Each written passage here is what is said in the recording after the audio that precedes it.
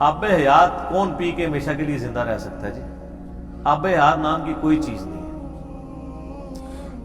کہانیوں میں، سٹوریوں میں، دیو مالائی قصے کہانیوں میں موجود ہے. وہ اسی کی بنیاد پہ وہ حضرت خضر کو ابھی تک زندہ مانے ہوئے ہیں. قرآن تو بار بار کہتا ہے کل نفس ذائقۃ الموت، ہر نفس نے موت کا مزہ چکھنا ہے. تو جب قرآن کیٹاگوریکلی کہہ رہا ہے کہ موت آ کے ہی رہنی ہے، پھر آب حیات کا کیا کانسیپٹ رہ سکتا ہے؟ سارے جھوٹے دعوے. اللہ تبارک و تعالیٰ نے زندگی موت کے معاملات اپنے ہاتھ میں رکھے ہوئے ہیں. اس کا قطعاً تعلق کسی کے کوئی خوراک کھانے یا پینے کے ساتھ نہیں ہے. اس قسم کا تو وسوسہ شیطان نے ہمارے ابا جی کو اور ہماری اماں کو دیا تھا، سیدہ حوا کو اور سیدنا آدم علیہ السلام کو، کہ وہ آپ پتہ ہے شیطان نے کیا وسوسہ دیا تھا؟ سورۃ الاعراف میں آتا ہے نا کہ یہ اللہ تعالیٰ نے جو تمہیں اس شجر کے درخت کھانے سے روکا ہے نا، تو کس لیے روکا ہے؟ اس کانٹیکسٹ میں اگر آپ سورۃ الاعراف میں جہاں پہ قصہ آدم اور ابلیس ڈیٹیل کے ساتھ ذکر ہوا ہے سٹارٹ ہی کے اندر، اور وہاں پہ وہ دعا بھی آئی ہے ربنا ظلمنا انفسنا وان لم تغفر لنا وترحمنا لنکونن من الخاسرین آمین. اس میں اللہ تبارک و تعالیٰ نے یعنی جو ابلیس نے ان کو وسوسہ دلایا ہے نا، وہ یہی تھا فوسوس لہما الشیطان، ان دونوں کو شیطان نے وسوسہ دلایا لیبدی لہما ما وری عنہما من سوآتہما، تاکہ وہ جو جنتی لباس ان کے اوپر تھا وہ ان سے اتروا دے اور ان کی شرمگاہیں ان پر کھول دے. ظاہر ہے وہ جنتی لباس تو پھر چلا گیا نا اس لغزش کی وجہ سے. وقال ما نہاکما ربکما عن ہذہ الشجرہ، اور شیطان نے کہا کہ تم دونوں کو تمہارے رب نے اس درخت کے پھل کھانے سے اس لیے روکا ہے الا ان تکون ملکین، کہ کہیں تم فرشتے نہ بن جاؤ، او تکون من الخالدین، اور کہیں ایسا نہ ہو کہ تم ہمیشہ کے لیے زندہ رہو. تو یہ آب حیات کی لالچ تو شیطان نے لگائی تھی حضرت آدم علیہ السلام کو کہ جی یہ ایسی چیز ہے کہ آپ پی لیں گے تو آپ ہمیشہ زندہ رہیں گے. تو حضرت آدم کے ساتھ جو ہوا اس کے بعد پھر اللہ تعالیٰ نے معاف کیا، وہ آپ کے سامنے ہے. راہ حضرت خضر والا یہ تو ہے ہی ساری کہانی بازی ہے. قصہ موسیٰ اور خضر یوٹیوب پہ جا کے میرا کلپ دیکھیں، میں نے پوری ڈاکٹرین ان کی ختم کی ہے، پوری تصوف انہوں نے حضرت موسیٰ اور خضر کے واقعے کے اوپر کھڑی کی تھی سورۃ الکہف کے حوالے سے.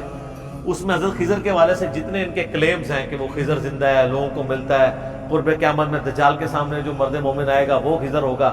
یہ ساری کی ساری کہانیاں میں نے کھول کے بیان کر دی ہیں. اور ایک جملے سے ان کی پوری ڈاکٹرین الٹ کے رکھ دی ہے کہ سورہ آل عمران میں اللہ تعالیٰ نے تمام نبیوں سے عہد کا ذکر کیا ہے کہ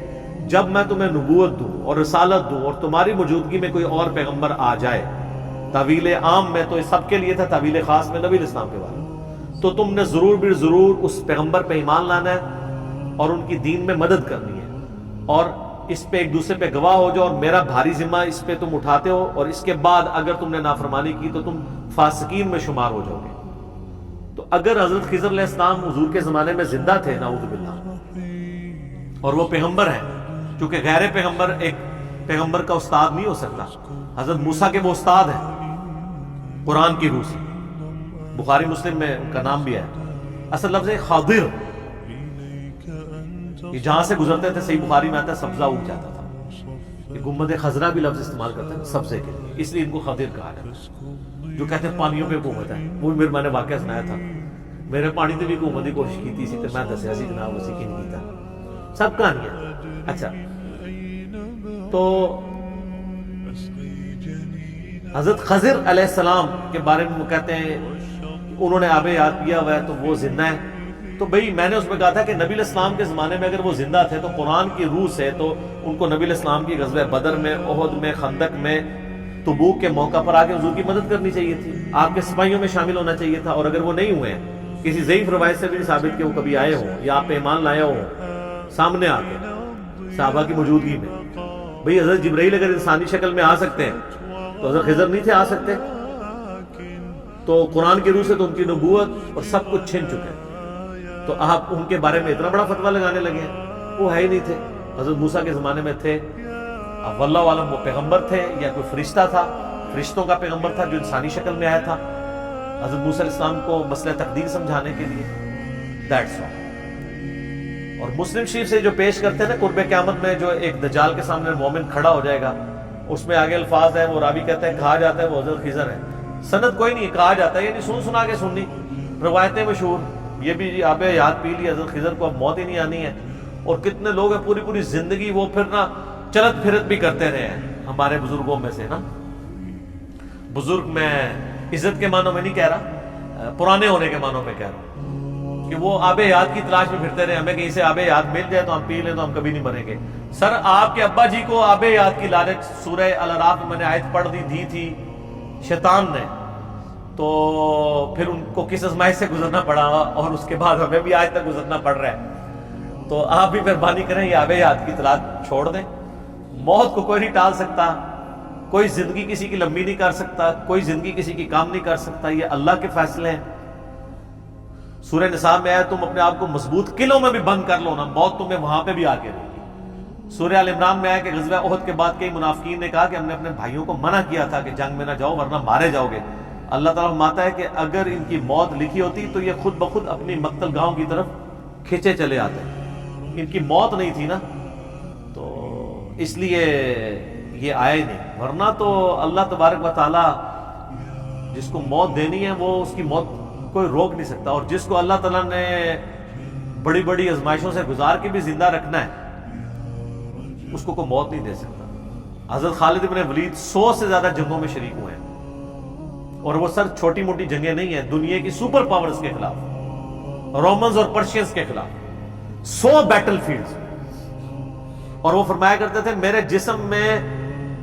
چھوٹا سا حصہ بھی ایسا نہیں کہ جس کے اوپر کسی برچھی یا نیزے یا تلوار کے زخم کا نشان نہ ہو، پورا جسم بھرا ہوا ہے، لیکن میں بھی آج ایک بوڑھے اونٹ کی طرح بستر مرگ پہ مر رہا ہوں۔ اگر جنگ میں جانے سے موت آتی ہوتی تو میرے سب سے زیادہ چانس تھے مرنے کے، اور وہ جرنیل بھی ایسے نہیں تھے جو پیچھے بیٹھے ہوتے تھے، نہیں، وہ آگے جا کے لڑا کرتے تھے۔ تو کہتے ہیں اگر مجھے موت نہیں نہ آئی،